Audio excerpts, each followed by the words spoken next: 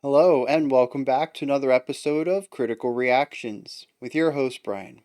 We're going to wrap up today with a special selection, which is where one of you tell me exactly what it is I need to check out.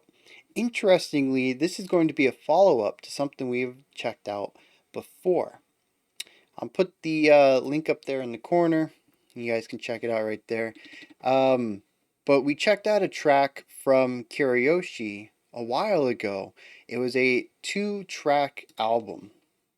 Both tracks were 22 minutes and 22 seconds long, and we checked out the first one called The Night.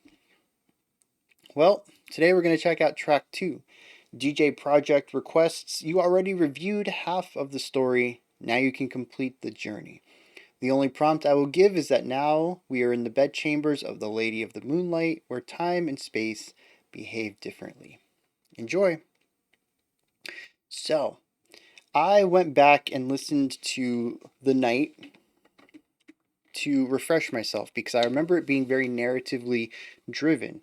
I don't remember a lot of I didn't remember a lot of details, but I remembered a lot of ambient sounds. I remembered an argument in French, and I remembered a very bright light in a forest pulling us away. And I thought that's how it ended. I went back and listened to the whole song again. No, that's generally the vibes of it. If you want, you can go back and check that reaction out again. Otherwise, I think you're pretty much caught up on the story. Let's head into Ephemeral Transcendence by Kirayoshi and see how this story ends.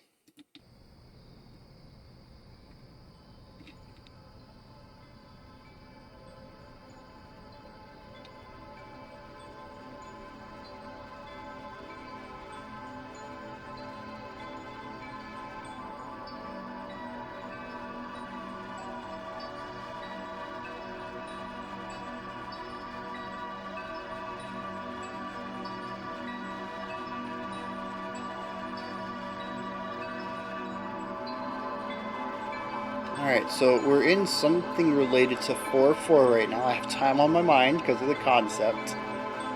I love this twinkling idea.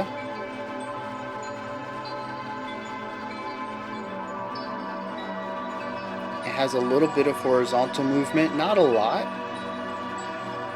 And there's definitely, given the chords around it and the twinkling, there's a lot of reverence, which makes sense.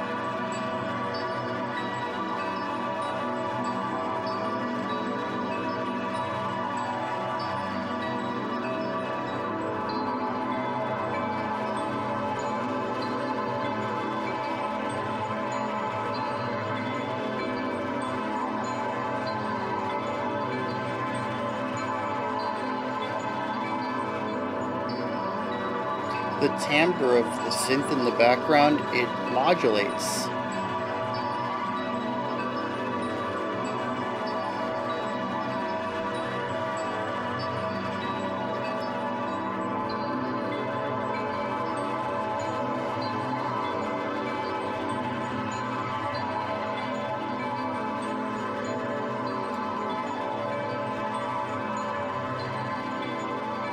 Sort of fluctuates in its width and its brightness. It kind of widens out and narrows back up and widens, but it's also like getting brighter and darker as well.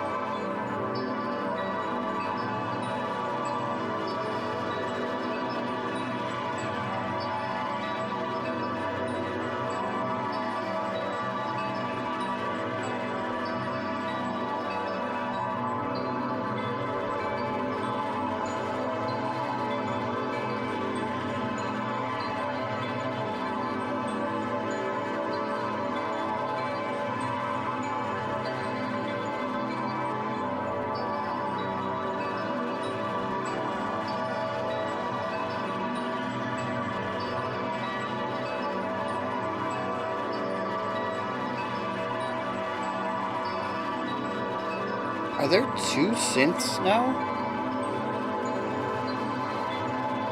There is a synth that's more centered, and that one's the one that's modularly, but there's something way out on the sides that's primarily just one tone.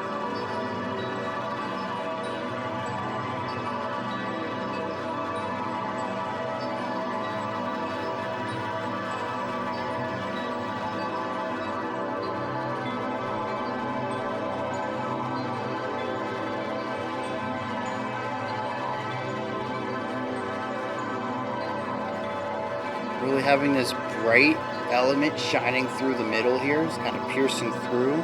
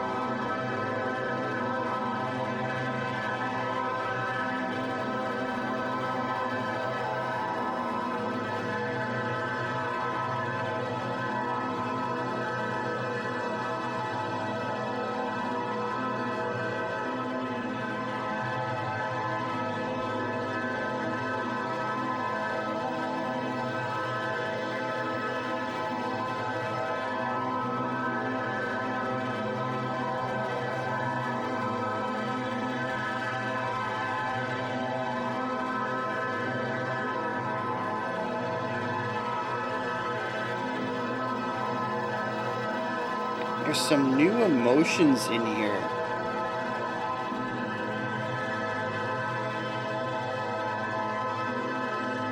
Like that reverence is still there.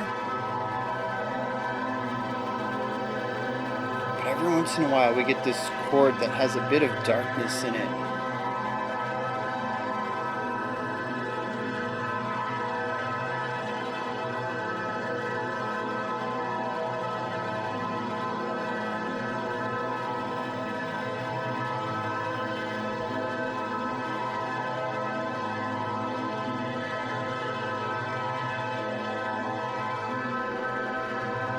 This one,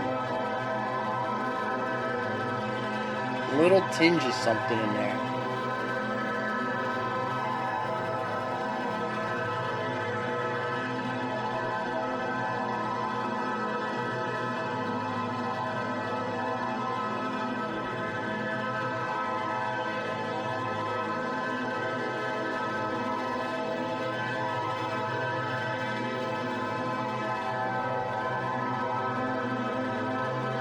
And that one started as something and then shifted. I think primarily because of the long, it's like a really long drop off on these chords. And so we get these really neat moments between chords where we get a few seconds where both chords exist simultaneously.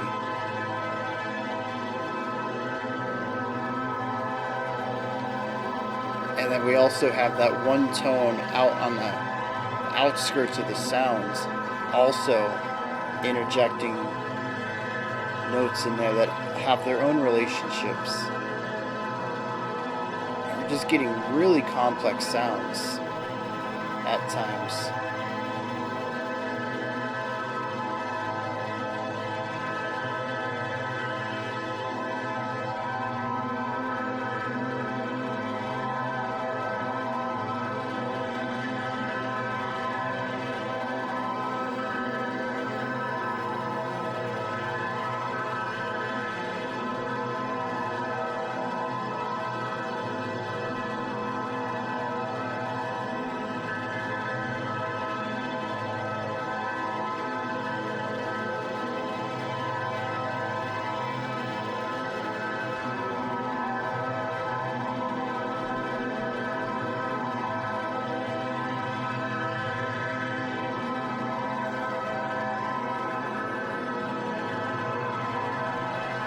Ooh, what was that? That tension. It's becoming more and more prevalent.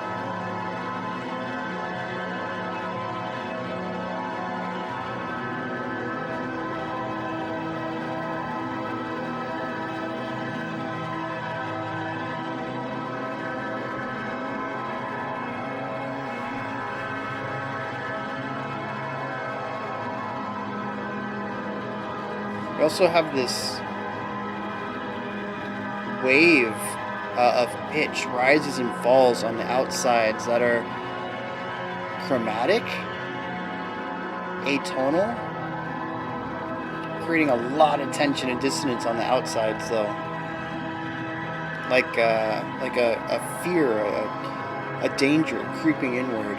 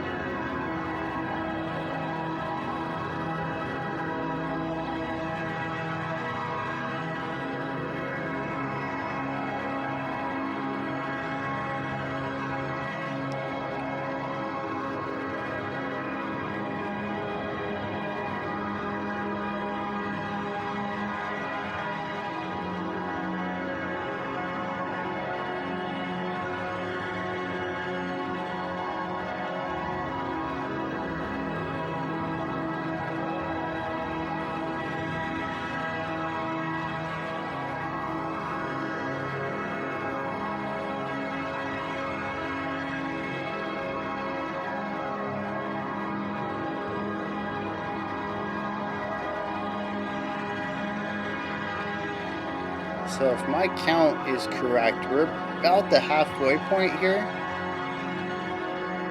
I was not expecting a drone track, especially after our last one, which had droning, but multiple sections.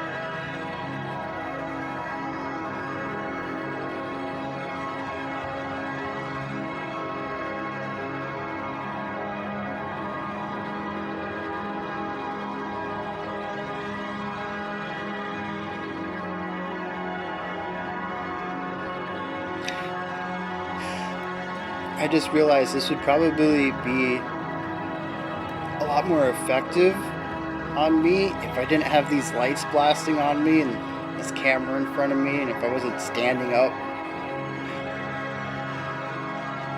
There's a lot of really cool elements in here that I think work well with the lights off, eyes closed, and like a beanbag. Giant beanbag.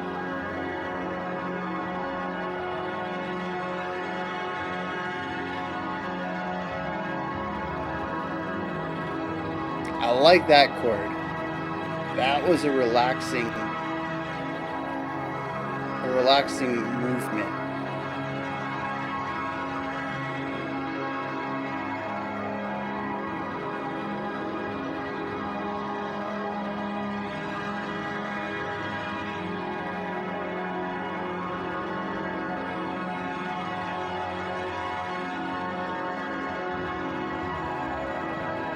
So I'm really curious what that tension was a few minutes ago, what it was supposed to represent.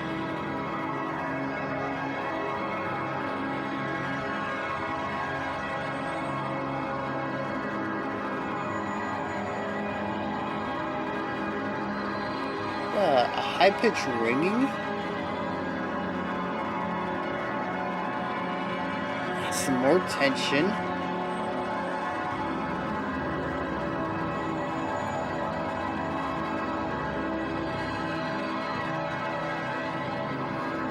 Does anybody else hear water droplets on the left side? Is that just me?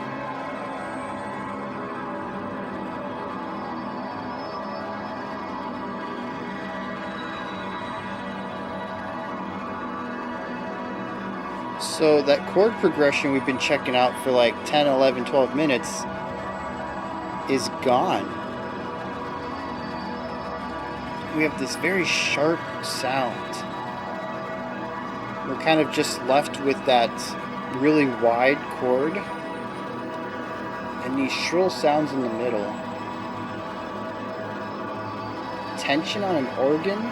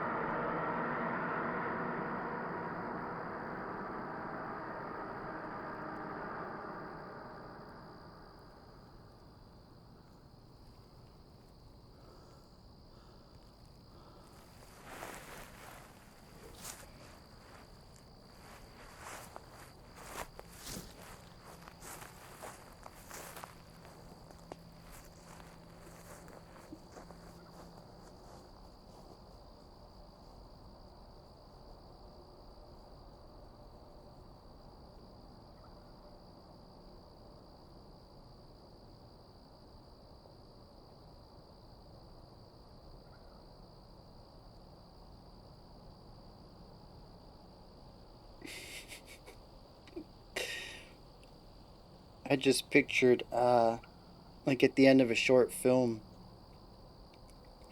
it's transported back. He's lying on the grass here. He gets up and walks away, and we heard that, and now the credits are rolling.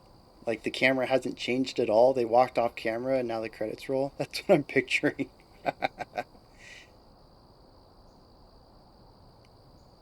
One of those, the camera just lingers on the moment after it's happened to allow the listener a moment to process what they've heard or seen for a film's case.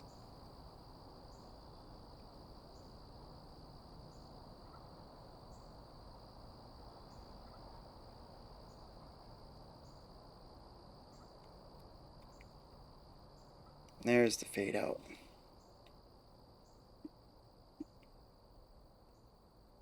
Interesting, we still have 20 seconds though.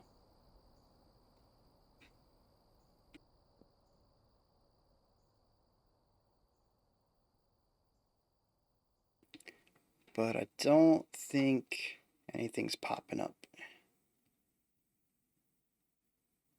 Yeah, we are at zero. We did have some sounds that were inaudible to me, but still being picked up by the visualizer up until about 5 seconds or so until the end of the track. So there was something happening. It was just real quiet.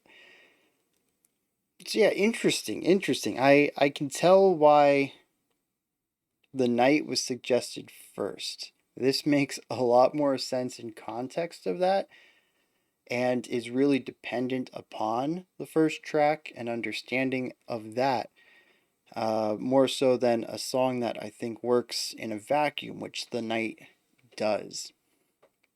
The night can be self contained if it wants, and this can too. You can just treat this as an ambient sound, but I think, especially for the purposes of a reaction, the first time somebody hears something that you're making, especially in my situation where I dig into what's going on and break them down, the first one was much better suited for the channel. I'm glad I've listened to the whole album now, though. That's neat. 44 minutes, two songs. Also, I'm real curious about this 2222. Um, I think if we removed all the silence at the end, 5 seconds, 6 seconds of silence is a lot. It's not like we haven't heard that before, but 2 seconds of silence I think tends to be more of a norm. So it almost feels like this was stretched out to hit that. I don't remember anything in the night that would have felt stretched out to hit this specific time, but I am curious about it. It seems very intentional, to get the songs to 2222 when there are two tracks on the album. Uh, all right, so let's dig into this. There is simultaneously not a lot to talk about and quite a bit to talk about, and I'm not sure how well I'm going to do here. I think my analysis of the night is going to be far superior to this one, as drone is not my forte. But I'll do what I can and see how deep we can get. This is where I would like crack my knuckles or something, but I can't do that. But I did like the shoulder thing for some reason. I don't know. I was like, oh, let's get into this. Um, so the song is Drone. It isn't. Well, see, here's the thing. What is drone? Does drone require a single idea, or is drone just lots of repetition? This song has a lot of repetition with displacement variety. That is to say that we don't hear the same thing over and over and over for the full 20 minutes, but also what we listen to through this song is very, very similar. For instance, if I play bum bum bum bum bum and I kick it up a couple of steps, bum bum bum bum bum, am I playing the same thing? Does displacing the notes change the idea? And would that disqualify something from drone? I don't think they're important questions to ask. I don't think it really matters if this is drone or if this isn't drone. The idea is that it does drone on, but I do think it's, like I've talked about in the past, genre is not important, but I like digging into classifications and figuring out what makes things tick and why things should tick in a certain way given what they're classified as, right? So, not really important to the analysis, but if you have an interpretation of drone that you'd like to share with me, and if this is drone, let me know. I love having conversations like that. So, anyways, this song drones on and on and on. It is one idea that gets expanded upon and morphed and molded into different ideas, all like 99% similar but 1% different ideas for a good 20 or so minutes. We have a couple of larger varieties that we see in the middle and then at the end, and that's it.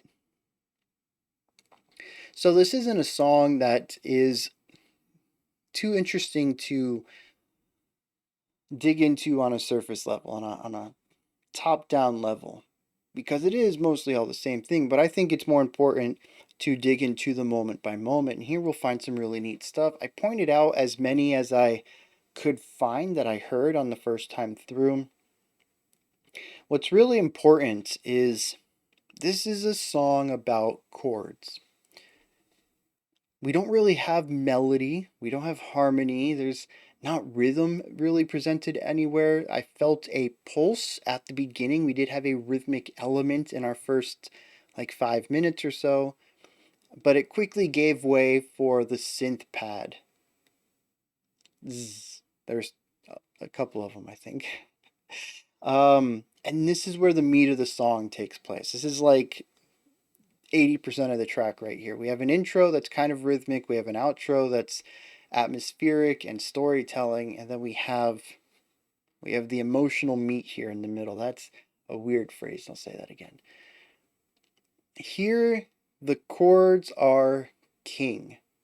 There's also textures. Textures are neat in some places, but I feel like they're just the vehicle that the chords were chosen to be delivered by. I don't think that the fuzziness of the chords and the haziness of some of the synth pads really add much that wouldn't have been felt if the synths or pads were different or if they were handled by another instrument, anything like that.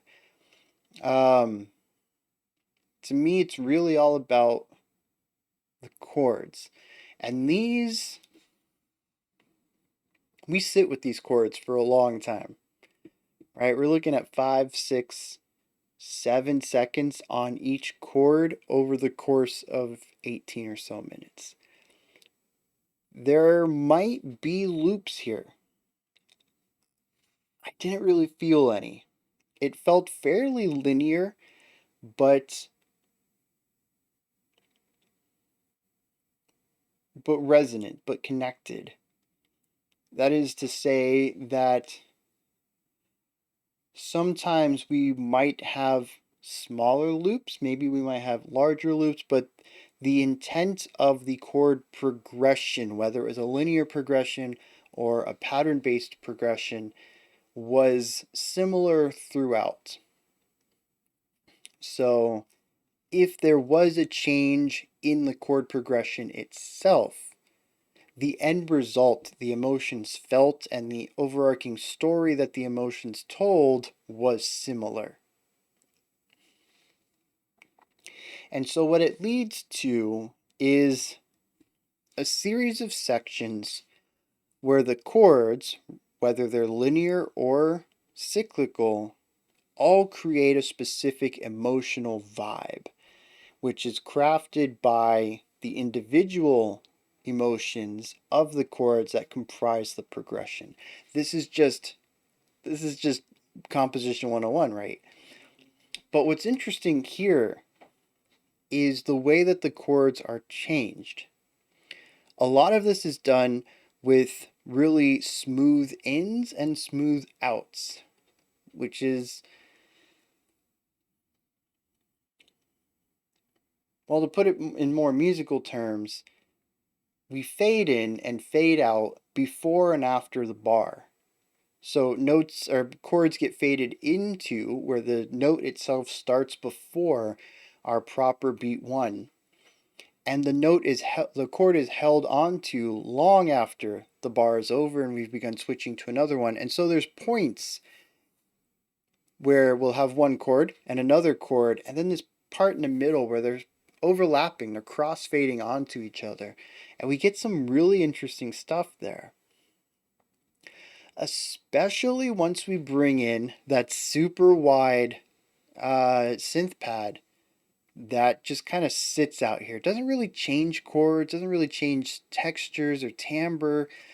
It does some minor, well, I guess timbre modulation, changing the way it sounds, but it's rather static compared to this core synth that sits in the middle, which fluctuates at times. I spoke about this at the beginning that it widened out, it shrunk, it narrowed in. It also had a brighter sound at some times and a darker sound at other times. And none of this seemed to have been automated with any of the others in mind. It wasn't like when it got wider, it also got darker, and when it got narrow, it got brighter, which is how these sounds typically end up if we look at acoustic instruments. But they were all on their own schedule, so to speak. Possibly with different lengths as well. They don't all have to fluctuate the same way within a 4-bar phrase, or sorry, a 4-beat phrase. Maybe one of them is 4 beats long, and one's 7 beats long, and one's 9 beats long. So all of them are going to intersect and create different tones across all the spectrums as they'll be modulated at different frequencies through different times. And it's what really creates this amorphous sound here. The synth is constantly moving. It feels alive. It doesn't want to be one solid shape. It wants to be a lot of things. And the chords themselves aren't ever really static either. We have these little moments of the chord in the middle of an idea, but right around that is the combination of the overlap that went into this chord and the overlap as we leave this chord. And so everything about it feels fluid. It's just never in one state at any given time. It's constantly fluctuating and morphing and molding into all sorts of other shapes. And when you pair that with the chord progression, the emotional storytelling you get out of that, you wind up with something really interesting. Or at least my takeaway on this. So, the story up till now, in the city, if I remember right, we meet this couple, and they get into an argument. The dude storms out, heads into the woods, is met by a bright light, and the goddess of the night, is that what it is? Lady of the night? Lady of the moonlight, that's what it is. Descends down, and this dude is met with like pure reverence, like seeing a god, right? And just the wow kind of feeling when that happens. You know, you're in the presence of a deity of anything possibly. You know, I think at the when I did the reaction, I said it could have been anything. A god or a deity certainly makes the most sense, but it could also be alien. Something I had this nice word queued up and I blanked out on it. From outside of Earth though, outside of our planet. Anything that would have this sense of awe surrounding it. And then a teleporter-esque sound that brings us into something. I wasn't quite sure what it is that was at the time. It seems, according to the author, we have been teleported into her ship, her realm, something, and the song begins in her bedchambers, as which is stated. So, The opening of the track starts out with very light tones, very rhythmic pulse. There's a quiet section. It is as far as I would say, breaking the ice moment, right? You have just been transported somewhere, you don't recognize your surroundings, but you are in awe of the place, but you're also kind of afraid of it, right? So you kind of go looking at stuff, you're like, oh, what's this? And like, you kind of want to touch it, but you don't want to break it, but it's certainly nothing you've seen. It's not, of Earth. It's not a human thing. And so that's kind of this idea, right? Fish out of water, being somewhere that fascinates you, but also you have a lot of fear and respect for this area. We move out of that into this amorphous section. And this could be a lot of things. But I'm going to go with probably a route people might not be expecting. I want to view this through the lens of knowledge.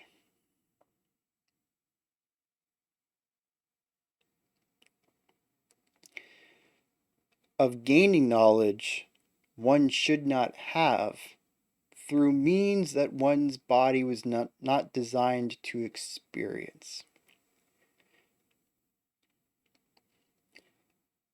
And so the song speaks to me of a type of mind melding. Uh, could be completely organic in a psychic sense. It could be technological, some sort of helmet device with wires between them and light bulbs. I don't know. I like classic sci-fi goofiness. um, and so this person's mind is being warped and distorted and utilized in ways, being manipulated in ways, having information pushed into it in ways that are very unnatural for the human experience. And so, what we end up getting is a flurry of information in snippets. Things that maybe, if read to us, would make sense, but the vehicle of delivery is making very strange. And that's what the majority of this track is. It's this amorphousness where you can kind of get a feeling for it. There is a reverence for this. Whatever's happening to you is phenomenal. It is awesome in the original sense of the word, but it's also scary. It's unnatural. Your body is kind of rejecting it. You really don't know how to take all of these impulses. And so you're getting a lot of flashes of ideas, and that's where the reverence and the joy and the darkness and those really tense sections where things really start to get out of hand, the chromatic rising and falling that we had on the outskirts, that was like not being able to find your ground, just almost feeling like you're lost in a void. It slowly brings us back into that bright and warm sound that the synths have, removing all of that tension. And all this information has been given to us through this very invasive manner, having it directly injected into our brain. And the music, much like we've already seen so far, with all of those really smooth transitions from one idea to the next, with all the overlaps, we slowly begin to overlap into the final section, which is shrill sounds. We kind of lose a lot of the center synth stuff for wider synth ideas. In fact, we start off with just that static sound and then slowly introduce some other slightly moving but still static concepts with this high pitched shrill ringing popping up every once in a while. And I'm a little torn between this. I think it could be one of two things. It could be the return to reality. The mind meld is over. You're returning here, but your brain is worn out. Everything seems hyper accentuated. All your senses are on fire. The slightest pin drop is this sharp loud sound in your ear. And then eventually we get some warbles and wobbles, and they sounded very reminiscent to the same sounds at the end of the night when our person was being transported out of the woods to wherever. And I believe this indicates them being put back into the woods, and eventually all the sounds give way for ambient sounds of the forest and a shuffling of feet, as it sounds like our narrator protagonist gets up on his feet and walks away before we are left with just the scene of the woods and the sounds of them.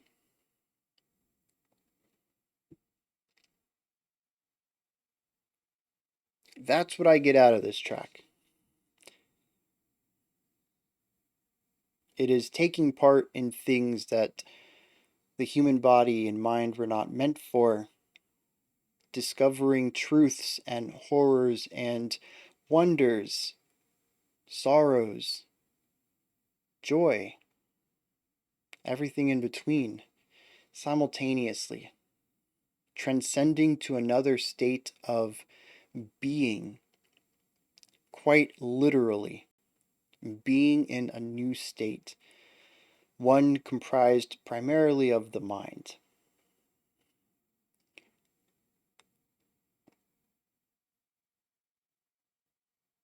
And then having it be a temporary concept, thrust back into a world that is more familiar to you with nothing but the tale and the memory of what happened.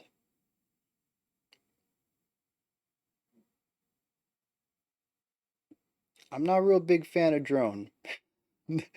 This it was a bit trying on my patience at times, but as you know, as usual, I get to the end of it and I'm like, I can understand how it all fits together. I don't know that I would listen to this track again, but I'm really glad that I got a chance to listen to it once. And I think it does a phenomenal job at telling a story. I don't know if I landed on what Kirayoshi wanted. I don't know if I landed on what they intended. I don't know what their story is in their head. But I've always been a pretty big fan of Death of the Author, and I think that the interpretations that people tend to come up with on their own after experiencing art, as long as it's supported by the text within, is still a valid read of the material. And the fact that everybody can walk away from a work of art with something different that still impacts them and possibly changes their outlook on life or changes them as a person is one of the strengths of art in general. And the fact I got something out of this, as wild as that story I just came up with just by droning synths, is a testament, I think, to Kiriyoshi's work and vision with this project here. Those are my thoughts on Kiriyoshi's Ephemeral Transcendence, and a little bit of thoughts on the night, I suppose. Kind of tied it all together. Let me know what you thought in the comments. If you enjoyed it, anything that stood out to you, anything you'd like to add on to what I said, or correct me. Oh, my foot's cramping. Or if you want to correct me on anything, put those comments. That was. Sorry. Go into the description box. There's a link in there for Linktree. You can find this. Oh, that went to sleep because I talked too long. You'll find this. You'll find this menu.